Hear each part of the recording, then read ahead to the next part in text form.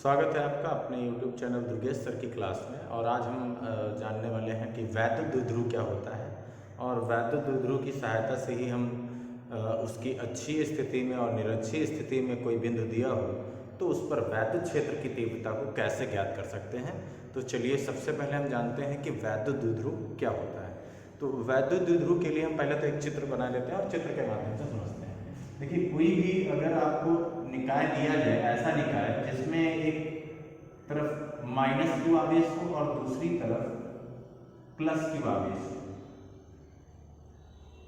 तो ये दोनों ही क्या है, विपरीत प्रकृति के आवेश हैं और दोनों ही बिल्कुल अल्पतम दूरी पर, यानी जिसको हम बहुत ही छोटी दूरी ले रहे हैं 2l, इतनी ही दूरी पर इन दोनों को आपस में रख करके निकाय बना दिया जाए तो इस प्रकार के निकाय को ही हम क्या कहेंगे, वैद्युत द्विध्रुव कहेंगे। क्या कहेंगे इसको, वैद्युत द्विध्रुव। और इसका सेंटर पॉइंट हम यहाँ पे मान ले रहे हैं ऐसा कुछ, ठीक। ये आपका A पॉइंट हो जाएगा और ये आपका B पॉइंट हो जाएगा। तो कोई भी ऐसा निकाय जिसमें दो समान किंतु विपरीत प्रकृति के आवेश परस्पर अल्पतम दूरी पर रखे हों तो ऐसे निकाय को ही हम वैद्युत द्विध्रुव कहते हैं। अब वैद्युत द्विध्रुव के बाद वैद्युत द्विध्रुव आघूर्ण क्या होता है।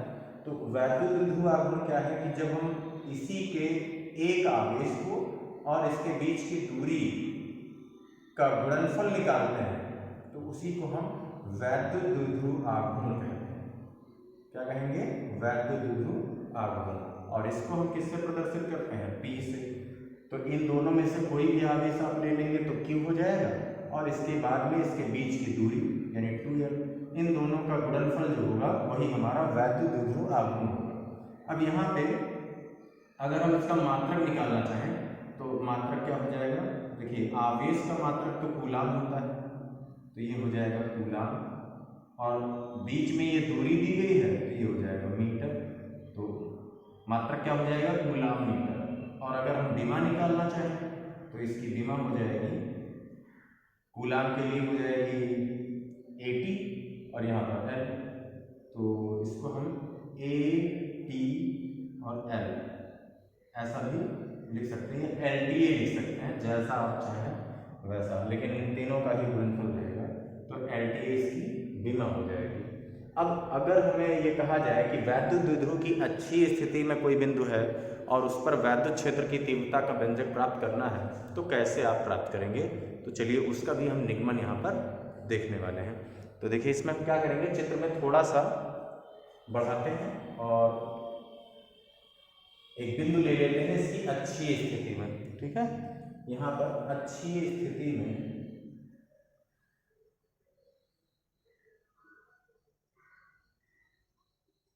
वैद्युत क्षेत्र की तीव्रता,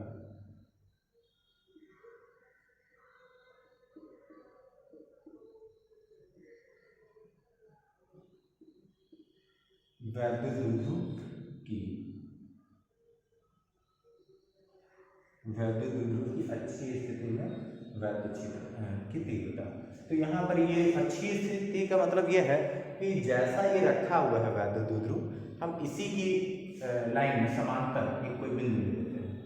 तो यहाँ हमने एक बिंदु ले लिया है P और इस वैद्युत द्विध्रुव के कारण हमें इस बिंदु पर ही वैद्युत क्षेत्र की तीव्रता ज्ञात करनी है। तो देखिए यहाँ पर जो आवेश रहेंगे उनके कारण एक वैद्युत क्षेत्र की तीव्रता इस पर लगेगी इधर E1 और दूसरी वैद्युत क्षेत्र की तीव्रता, इसको थोड़ा सा इधर लिख लेते हैं, इस पर एक वैद्युत क्षेत्र की तीव्रता लगेगी E1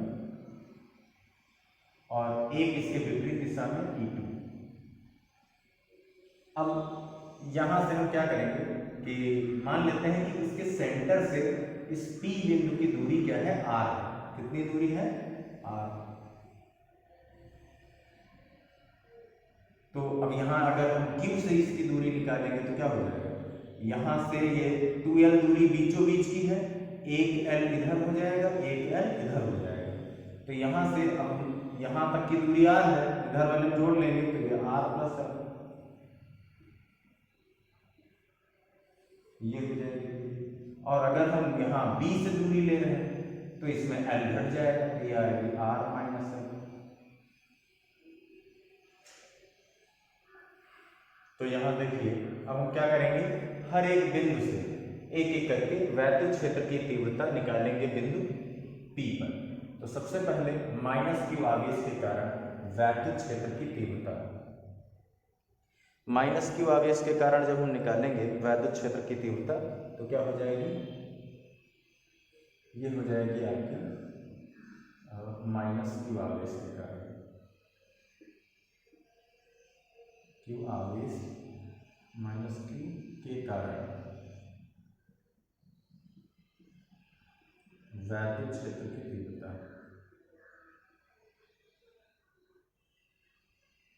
बिंदु P पर वैद्युत क्षेत्र की तीव्रता।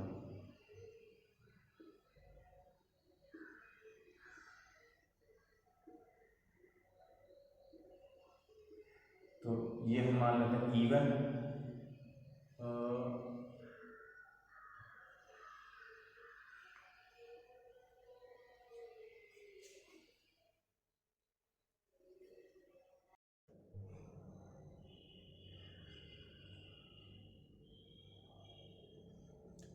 माइनस, यहाँ पर -q आवेश के कारण बिंदु P पर वैद्युत क्षेत्र की तीव्रता जब निकालेंगे तो यहाँ -q आवेश के कारण हो जाएगी E2, तो E2 बराबर 1/4πε0 इंटू q/, अब यहाँ पर दूरी देखिए ये -q से और यहाँ तक की क्या है, ये है आपकी r+l, तो r+l का होल स्क्वायर। ये हमने कहाँ से लिया है, तो एक फार्मूला E बराबर आपने पढ़ रखा है 1/4πε0 इंटू में q/r², इस वाले फार्मूले से हमने इसका मान निकाला। अब इसी तरीके से जब हम +q आवेश के कारण निकालेंगे, +q आवेश के कारण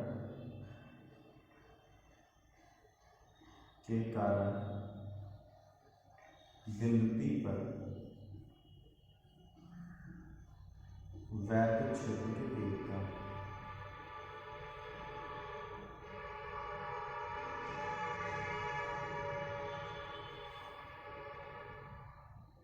+q आवेश के कारण बिंदु P पर वैद्युत क्षेत्र की तीव्रता।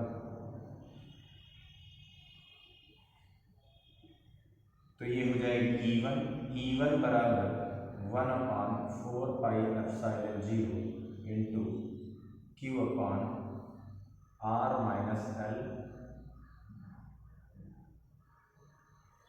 का होल स्क्वायर। अब यहाँ देखिए हम जानते हैं कि जो दूरी होती है उसके वर्ग के व्युत्क्रमानुपाती होती वैद्युत क्षेत्र की तीव्रता। तो जिसके बीच की दूरी कम होगी तो वहां पर उसकी वैद्युत क्षेत्र की तीव्रता ज्यादा होगी, और जहां पर दूरी ज्यादा होगी वहां पर वैद्युत क्षेत्र की तीव्रता कम होगी। तो यहाँ पर हमें क्या करना है, बिंदु P पर इसका परिणामी वैद्युत क्षेत्र की तीव्रता निकालनी है। तो जो ज्यादा मान होगा उससे हम कम वाले को घटा देंगे। तो यहाँ पर देखिए ये वाली दूरी कम है तो E1 का मान क्या होगा, ज्यादा हो जाएगा, और ये वाली दूरी ज्यादा है तो E2 मान कम हो जाएगा। तो हम क्या करेंगे, इसका परिणामी E निकालने के लिए E1 माइनस E2, परिणामी निकालने के लिए हम क्या करेंगे, E1 माइनस E2 लगा देंगे। तो देखिए यहाँ से हम बिंदु P पर वैद्युत द्विध्रुव के कारण परिणामी वैद्युत क्षेत्र की तीव्रता निकालेंगे। तो देखिए वैद्युत द्विध्रुव के कारण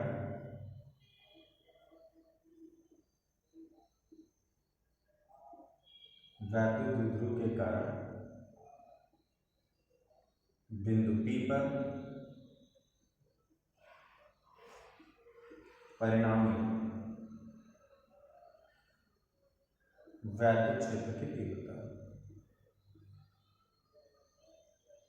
वैद्युत क्षेत्र की तीव्रता। तो ये क्या हो जाएगी, कैपिटल E बराबर E1 माइनस E2, और इसके लिए अब हम जब मान रखेंगे तो देखिए E बराबर ये आ जाएगा, E1 का मान है 1/4πε0 इंटू q/r माइनस l का होल स्क्वायर, फिर minus 1/4πε0 into Q upon R plus L का होल स्क्वायर। ये हो गया E2 का मान और ये हो गया E1 का मान। अब दोनों में से जो कॉमन है उसको हम कॉमन कर लेते हैं, तो Q upon 4 pi epsilon not ये हमने कॉमन ले रखा है। यहाँ से क्या बचेगा 1 अपॉन R माइनस L का होल स्क्वायर, फिर minus 1 upon R plus L का होल स्क्वायर। अब दोनों में हर बराबर कर लेंगे और फिर इसको हम सॉल्व कर लेंगे। तो देखिए जब हम हर बराबर करेंगे तो क्या मिल रहा है हमको, हर बराबर करेंगे तो देखिए Q upon 4 pi epsilon not ये तो हमारा बाहर रहेगा और यहाँ से ये वाला पद इधर आ जाएगा, ये वाला पद इधर आ जाएगा और नीचे a minus b into a plus b लग जाएगा तो हो जाएगा ए स्क्वायर माइनस का बी स्क्वायर। तो इसको हम इधर ले लेते हैं r प्लस एल का whole square minus r minus l का होल स्क्वायर और बटे में ये हो जाएगा आपका आर स्क्वायर माइनस का एल स्क्वायर का होल स्क्वायर। इसको सॉल्व कर लेंगे तो देखिए यहाँ से बन रहा है Q upon 4 pi epsilon not और फिर यहाँ से ये होल स्क्वायर ओपन होगा आर स्क्वायर प्लस का एल स्क्वायर प्लस का 2LR और फिर यहाँ से माइनस आर स्क्वायर प्लस का एल स्क्वायर माइनस का 2LR ये हो जाएगा और अपॉन में हो जाएगा आपका आर स्क्वायर माइनस का एल स्क्वायर का होल स्क्वायर ये आ जाएगा। अब इसको जब आगे हम सरल करेंगे तो देखिए क्या आता है, यहाँ से ये हो जाएगा आपका Q upon 4 pi epsilon not और देखिए यहाँ से आर स्क्वायर प्लस का एल स्क्वायर प्लस का 2LR फिर माइनस ये ब्रैकेट ओपन होगा अंदर के सारे चिन्ह बदलेंगे तो आर स्क्वायर माइनस का एल स्क्वायर प्लस का 2LR और बटे में आर स्क्वायर माइनस का एल स्क्वायर का होल स्क्वायर ऐसा आ जाएगा। अब देखिए आगे इसको जो भी पद कट जाए इसको हम काट देंगे यहाँ से और फिर इसके बाद जो बच रहा है उसको सॉल्व कर लेंगे। तो यहाँ से देखिए आर स्क्वायर से आर स्क्वायर कट गया, एल स्क्वायर से एल स्क्वायर कट गया तो क्या बच रहा है E बराबर यहाँ से Q upon 4 pi epsilon not into ये 2LR यहाँ से 2LR बन गया 4LR और बटे में यहाँ से बचा आपका r square minus l square और इसका होल स्क्वायर। चूंकि R ग्रेटर है एल से तो इसलिए r square is greater than l square, यानी आर स्क्वायर का मान एल स्क्वायर की तुलना में बहुत ही ज़्यादा हो जाएगा। तो हम क्या करेंगे एल स्क्वायर को नगण्य मान लेंगे उसकी जगह पर, तो ये हो जाएगा E बराबर।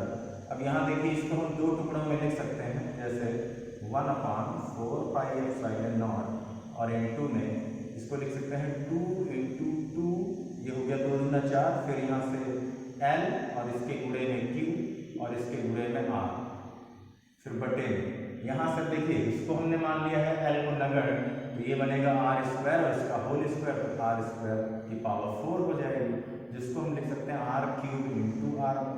तो अब एक आर से तो एक आर कैंसिल हो जाएगा और यहाँ पर चूंकि हम जानते हैं कि P बराबर होता है 2L3 क्या होता है 2L3 तो यहाँ देखिए लिखा हुआ है 2L लिखा है कि नहीं, तो यहाँ पर ये आपका P के बराबर बन जाएगा। तो हमारा फार्मूला क्या आएगा E बराबर 1/4 पाई एप्सिलॉन नॉट और इंटू में 2P ये आपका ऊपर पद बचेगा और नीचे में R3। तो ये हमारा वैद्युत द्विध्रुव की अच्छी स्थिति में किसी बिंदु पर वैद्युत क्षेत्र की तीव्रता का व्यंजक होगा, ये हमारा फार्मूला आ जाएगा और मात्रा क्या रहेगा मीटर पर कूलम। इसी तरह की वीडियो के लिए आप हमारे चैनल को सब्सक्राइब कर सकते हैं। वीडियो अच्छा लगा हो तो वीडियो को लाइक करें, अपने दोस्तों तक पहुंचाएं और हम ऐसा प्रयास करेंगे कि बोर्ड परीक्षा से पहले जो भी इम्पॉर्टेंट डेरिवेशन है उन सभी को हम आप तक पहुंचा सकें और उससे आप बोर्ड परीक्षा में बेहतर अंक हासिल कर सकें। मिलते हैं अगली क्लास में, धन्यवाद।